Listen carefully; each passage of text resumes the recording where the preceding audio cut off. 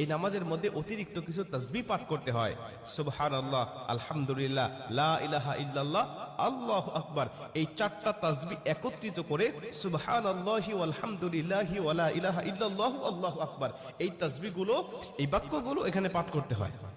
4 রাকাত বিশিষ্ট এই নামাজ সালাতুত তাসবিহ 4 রাকাত পড়তে হয় এক নিয়তে।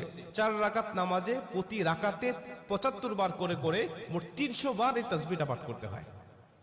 সুবহানাল্লাহি ওয়াল হামদুলিল্লাহি ওয়া লা ইলাহা ইল্লাল্লাহু আল্লাহু আকবার, এই তাসবিহটা, এই দোয়াটা 75 বার করে করে প্রতি 4 রাকাতে মোট 300 বার করে আপনি পাঠ করবেন।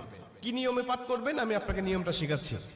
আবু দাউদ শরীফের 1297 নম্বর হাদিসের মধ্যে যে নিয়মটা এসেছে আমি এই নিয়মটা আপনাকে শেখাচ্ছি।